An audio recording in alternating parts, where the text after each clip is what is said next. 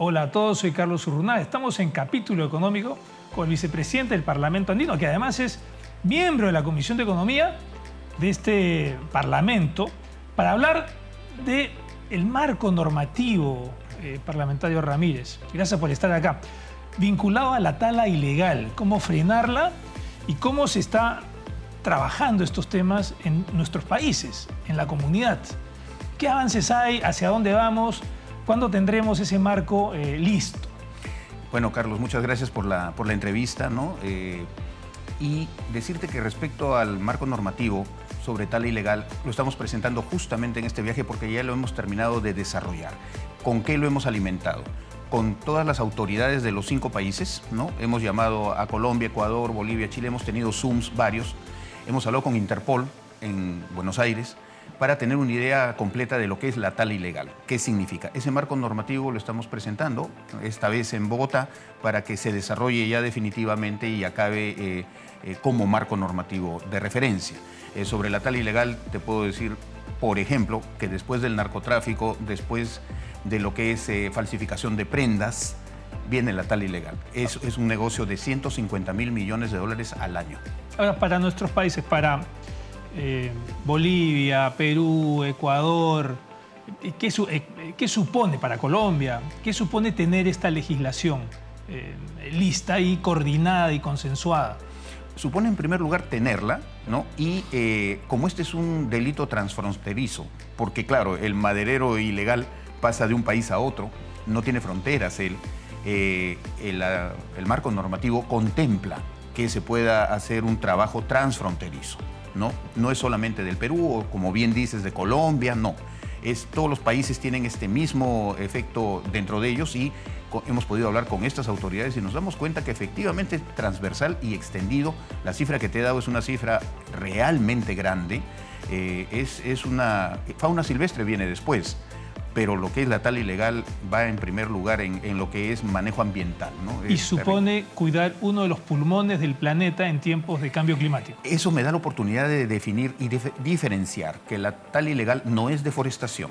O sea, la deforestación en gran medida es efecto de la pobreza, es un avance de personas que no tienen otro sustento que talar el bosque, quemar los árboles y ahí tener su ganado, tener sus cultivos. La tala ilegal tiene un fin netamente económico. Y hay que decir que no solo ocurre acá, ocurre en África, ocurre en Indonesia, en los países del sudeste asiático. O sea, la madera es algo que da mucho dinero, el que te he dicho. Y yo creo que no es que haya que prohibir la tala, para nada, sino canalizarla. O sea, convertirla en lo que es cuando aún uno tiene los permisos que requiere, en el caso de Serfor, visto por Osinfor, en el caso del Perú. O sea, no es que la tala esté prohibida. Lo que sucede es que es ilegal, es decir, se hace de una manera externa a las leyes. O sea, hay tala legal, sí, claro, y el marco normativo es para la tala ilegal. Así es. Y claro, lo que se está olvidando, o en todo caso lo que hay que trabajar desde otro punto de vista, es la deforestación, que involucra a la pobreza, es diferente, a la gente avanzando porque no tiene recursos. Exactamente, y fíjate que eso es 200.000 hectáreas al año. Son 200.000 hectáreas al año que se deforestan por pobreza, no por tala ilegal. El objetivo no es vender madera fina en la China. El objetivo es sobrevivir.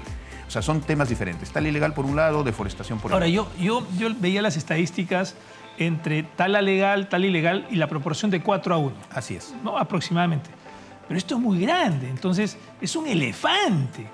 Entonces, la trazabilidad en la tala ilegal, ¿qué tan importante es y cómo se contempla en este marco normativo trabajar ese aspecto en nuestros países? Bueno, lo que sucede es que ahora tenemos satélites, ¿no es cierto? La trazabilidad no es necesariamente que alguien vaya al Alto Mazán, ¿no es cierto?, en Loreto y esté persiguiendo a los de la tala ilegal. Eso se puede hacer por vía remota. La cosa es instalar el sistema, pero nuevamente, el fin no debería ser tanto perseguirla como ordenarla. Es decir, ordenarla, controlarla para que siga siendo el negocio que puede ser. Y no debemos dejar al lado que el Perú no tiene, por ejemplo, una ley de plantaciones como la tiene Chile. No, Chile, con 2.4 millones de hectáreas, produce 6.000 millones de dólares al año. 6.000 millones. Después del cobre vienen los productos maderables chilenos, porque tienen una ley. Nosotros en Loreto tenemos 34 millones de hectáreas. Los chilenos, con 2.4, sin tener Amazonía, producen 6.000 millones de dólares en productos maderables. Eso incluye todo el pino peruano, es chileno, ¿no? Y nosotros en el Perú no tenemos una ley de plantaciones que funcione pudiendo tener algo mucho mejor porque las condiciones climáticas y geográficas son mejores que las de Chile. Entonces, solamente con plantaciones podríamos nosotros tener un ingreso y también un impacto ambiental buenísimo, porque el árbol cuando crece es cuando produce oxígeno. Una observación. Sí. Yo veía reuniones en Colombia, en Ecuador, en Perú y en Bolivia con relación a este marco normativo, pero no leía reuniones en Chile. Sí. ¿Por qué? Bueno, porque hemos hablado con las autoridades en Chile justamente para tener la respuesta a tu pregunta. Y ellos tienen también tala ilegal. Lo que pasa es que en el caso de ellos es de una dimensión bastante menor. Es bastante, porque naturalmente Chile en general vive de sus plantaciones y la tala curiosamente está relacionada a gente mayor de edad, que tala su propiedad privada, ¿no? Y vende madera de una manera más bien artesanal, digamos. Entonces, pero uno lo consolida y sale una cifra un poco grande. Ahora, esa cifra en Chile, comparada con los otros 4 países, es pequeña.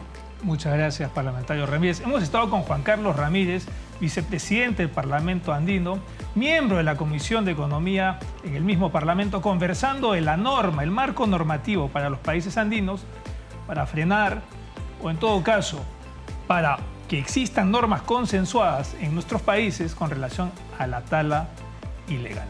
Y él conversó aquí, en Capítulo Económico. Gracias por estar con nosotros.